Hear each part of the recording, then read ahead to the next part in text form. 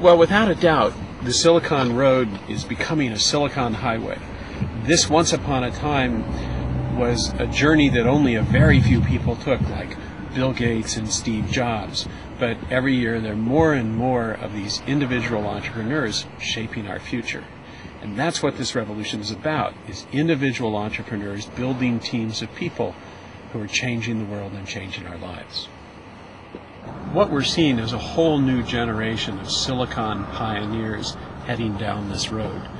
When Silicon Road was first written, it was easy to pick 45 people, and that was about the right number. Now, there's so many more people. There's a whole new generation coming up with very different views of what the world is like. That Mark Andreessen is a very different generation than Bill Gates, and it shows. And below him is a younger generation of 20-somethings who really see the world in very different ways. They look at people like Bill Gates, old fuddy-duddy, no clue company, Microsoft is going out of business, and the 20-somethings can do it better.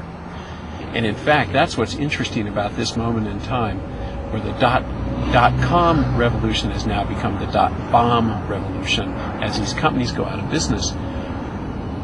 This is bad news for the companies, but very good news for the Silicon Highway, because what we have just done is we've taken a group of 20-something engineers and entrepreneurs, and we have run them through a business cycle at accelerated speed.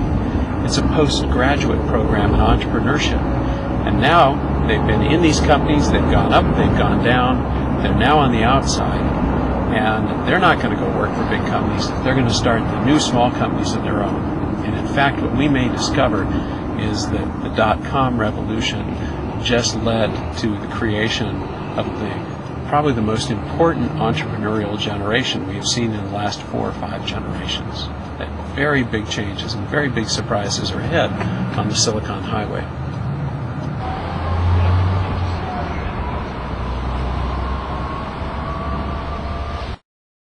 The other big change is that the revolution on the Silicon Highway is an international revolution. That it's not just Silicon Valley, it's not just the United States.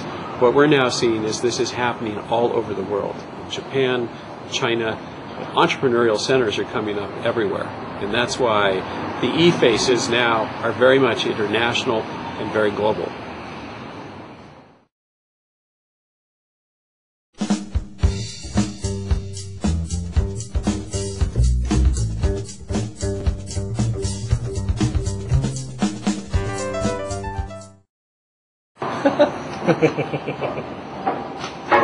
Who is this wanted man?